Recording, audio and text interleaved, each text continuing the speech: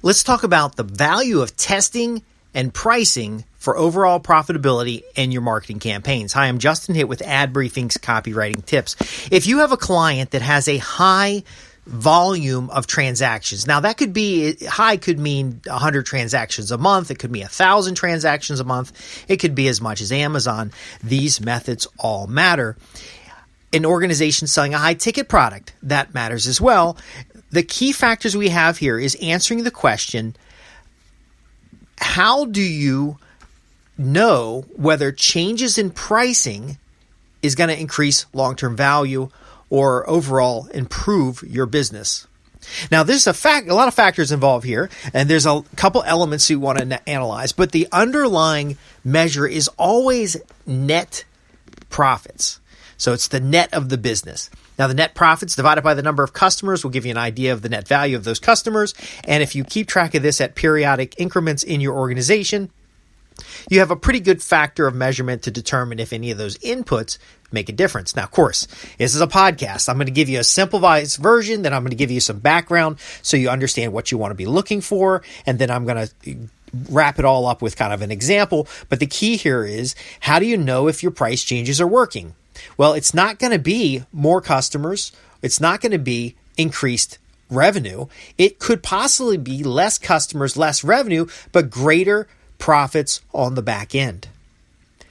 A little caveat here is you want to make sure your accounting is clean. So if you're working with a client doing a pricing strategy and maybe you're going to set up A/B models to test price, you want to make sure their back end accounting is clean and they actually know how much money they're making on this particular campaign. So there's a part of this that's also your tracking elements. Are they clean as well? But you want to look at the whole organization, not just the marketing campaign. So it is possible for a fewer number of transactions to actually increase profits because the fewer transactions means less people out in the field. So let's say you're an electrical contractor and you're doing a campaign and you've got 16 technicians in the back office there, and they're at about 50% capacity. Now, you don't want to lay off these guys because overall they are good folks. You want to keep them on your team, but we've had something go on like COVID, and they're not as busy as they need to be.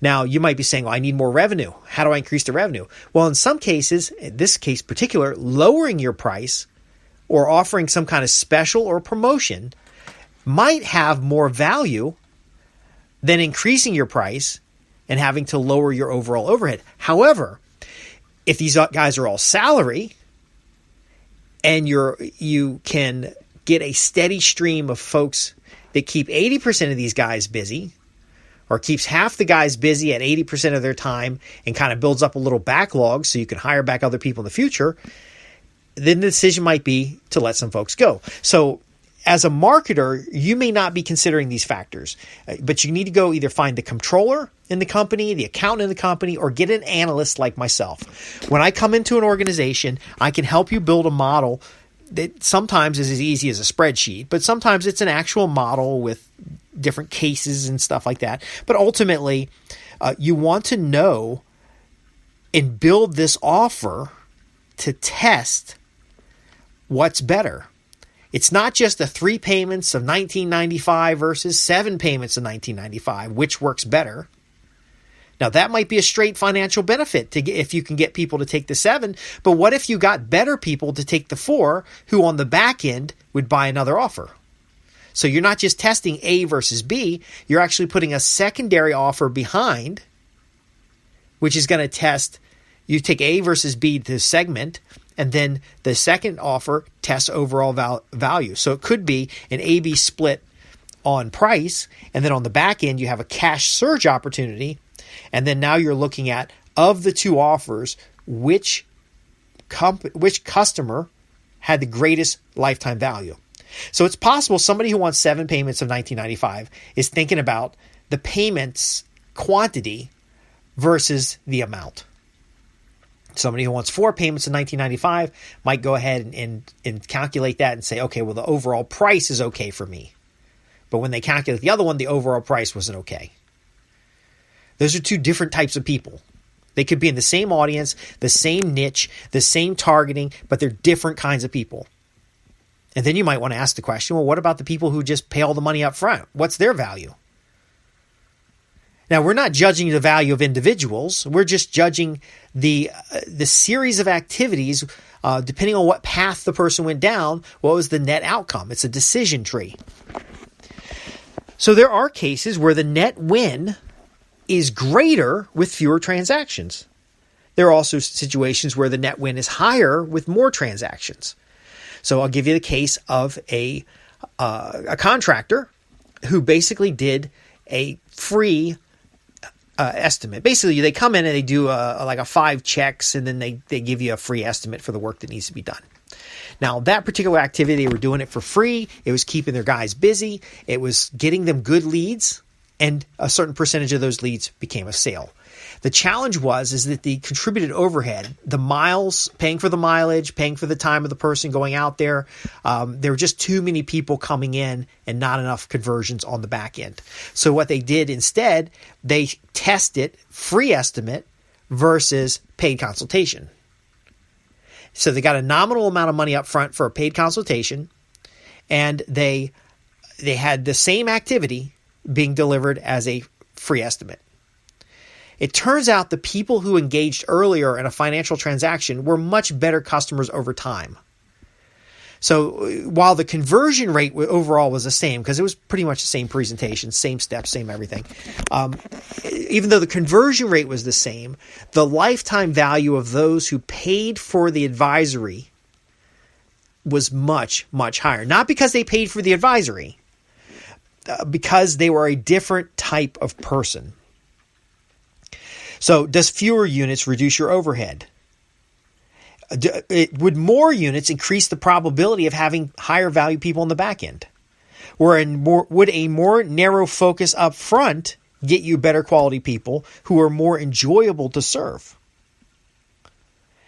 In a world where most businesses are commoditized, there's a multivariate set of factors you need to test up front. But if you stop there, it's a disservice to your customers. You've got to do more when it comes to testing price than simply A versus B. What you can do is build pricing models based on their process, based on how they deliver, cost of goods, whether it's self-service on a website or they need to involve somebody. What's the contributed overhead as a transaction value?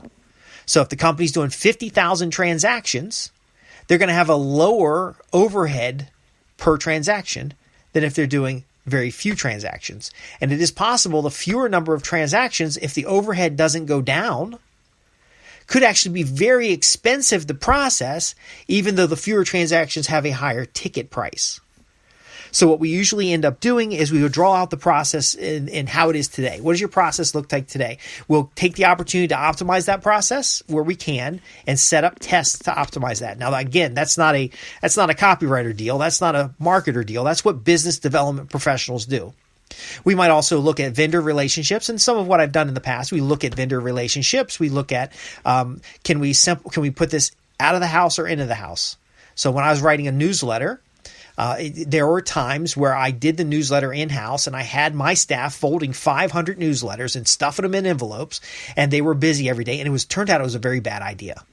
And I went out and found a printer, and the printer talked to me and showed me how what I was doing was completely asinine. And he offered some solutions. And then I went from 3 staff people in a conference room tied up for 2 days to sending a PDF file to a printer and being done.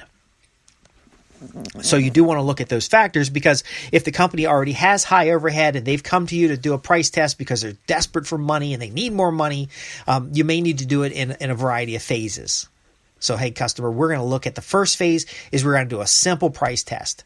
But before we do that, you're going to get the best value by us looking over your analytics to make sure your source attribution is correct. Here's why that's important.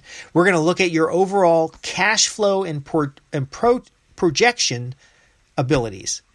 Why is that important? Well, if you can't do a P&L, you won't know that we've increased your sales.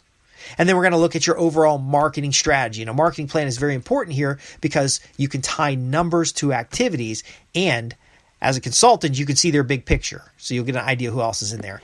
Now, no other consultant, no other copywriter, no other marketer is going to do that. They're going to write a stupid sales letter. They're going to write an A/B split. They're not going to understand anything about the context of that offer and its ability to increase or decrease the net benefits to that organization. Now, you'll have to talk with the owner and get their objectives. And their objectives are going to be, are you about to sell the business and you want a lot of transactions so it looks more valuable for sale? Are you looking for additional cash flow because you want to expand the business? Well, then we need to get more focused and more targeted and turn over those marketing dollars stronger. In fact, for one client, we completely eliminated new money in their monthly marketing. So they had about a $5,000 marketing budget. We took that up to $10,000. But the way we were doing this, we actually recovered the cost. So it wasn't $10,000 a month for 12 months. It was $10,000 over and over and over again. And so instead of a $120,000 budget, they only needed about $10,000 to $50,000 in a marketing fund that would check out the money. Get this. This is just, their comptroller loved this.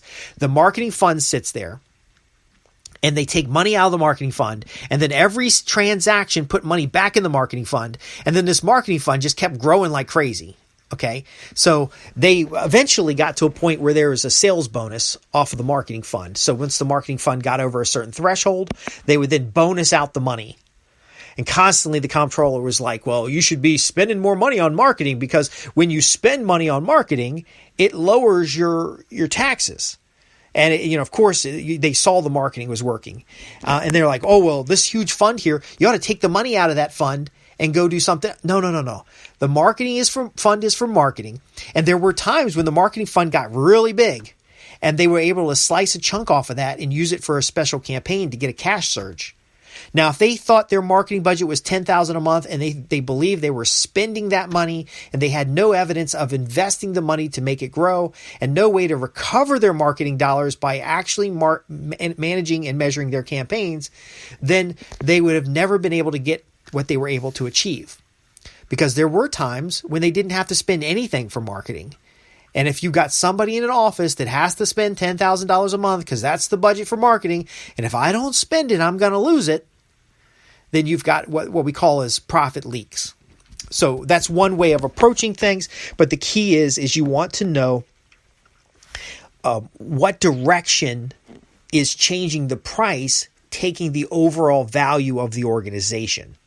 And the reason your accountants, your comptroller, and folks will like it is because you're going to go to them on a quarterly basis or a monthly basis and kind of get a summary of what's going on in the business. Show me the P&L for the whole organization. Show me the P&L per product line, and then we can go do the math and determine which marketing is moving forward the objectives. Now, as a consultant, you may think, as a marketer, as a copywriter, you may think this seems like a lot of work, but what this means is they have money available to pay you to do marketing type of stuff.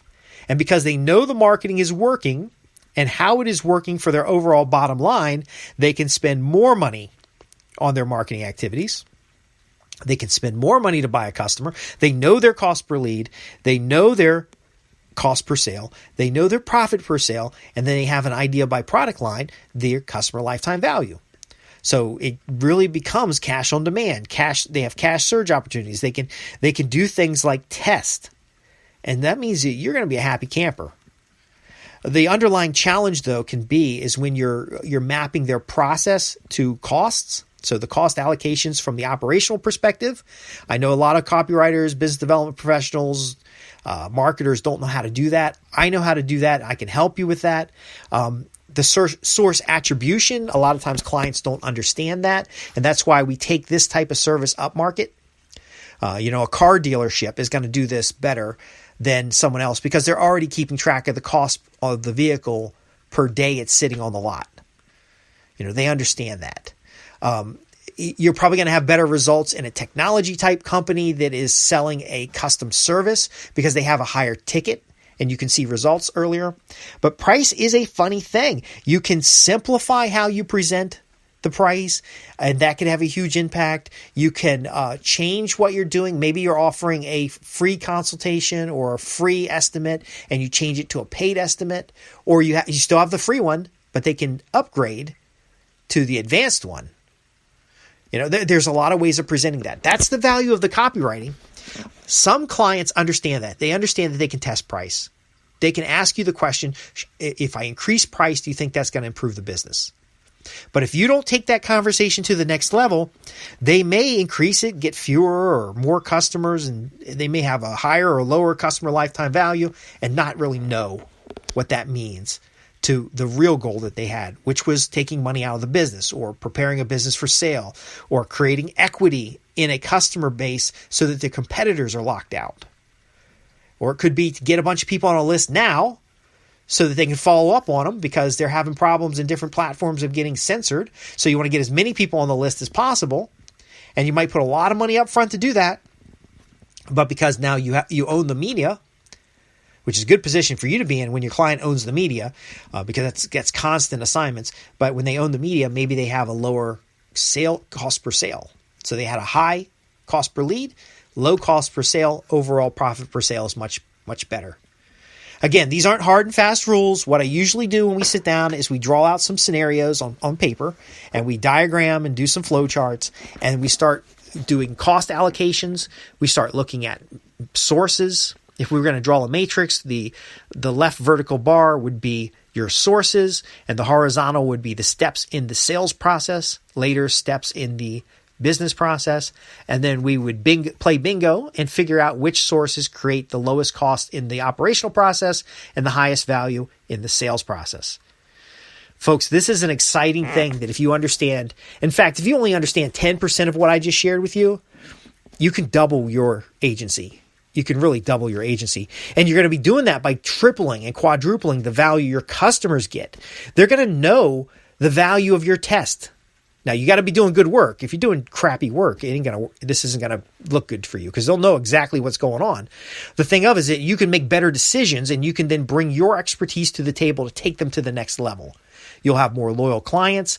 You'll have clients that can understand that check they wrote you was nothing. Think about this. If you can take a company from a $10,000 a month budget as an expense to a $10,000 a month budget as a investment, where at the end of the year, they still got like $90,000 in this bank account, this set aside reserve account. And they're going to scratch your head and they're going to say to you, geez, I thought we had a $10,000 a month budget, yet we still got $90,000 in the bank for this year. What's going on? And you show them how they're recovering costs on every transaction. They're going to understand that. And they're going to be like, holy crap, that $50,000 check I wrote you didn't cost them anything. So that's better than you sitting around writing a $100 sales letter, doing a $1,000 marketing campaign, just begging and hoping they call you back. These folks are going to be loyal. They're going to want you on as an employee, which is not necessarily a good idea. But ultimately, you could have a very small portfolio, 3 to 5 clients that you're doing this for, who are just banking up reserve marketing. And then when there's an economic situation where they're going to benefit because they can buy the maximum number of customers and get exactly what they need for their business, you're going to look like a god. In fact, they're going to have the funds in reserve, which is hard sometimes because when they start seeing, they're used to spending $120,000 a year on marketing, and now they got, no matter how much they're spending on marketing, they still got like $90,000 to $100,000 in the bank. You got to fight the owner's desire to buy a new boat. And so you do have to charge them fairly so that they're constantly taking money out of that account and giving it to you. But ultimately, as that account replenishes itself, the realization that they only spent the initial money and that they've been recycling the money and recovering the money in the operations of the business is they can grow, and they're going to grow quickly. Now, when you're doing that, we can talk later about equity position, royalties, other items, because if they can track a cost recovery from every transaction, then they can track a royalty to you for the use of your campaign. And again, this is how you level up. Not only you level up your client, but you level up yourself. But the simple question is if I'm going to change prices, what metrics do I need to know if it works? It's not a simple answer, but is a huge value you can deliver. Now, if you'd like to do a Q&A session about this and talk specific to your business or your approach, if you want to talk about the marketing side and I talk about the cost recovery side, we can actually put together something that we can present to mutual clients.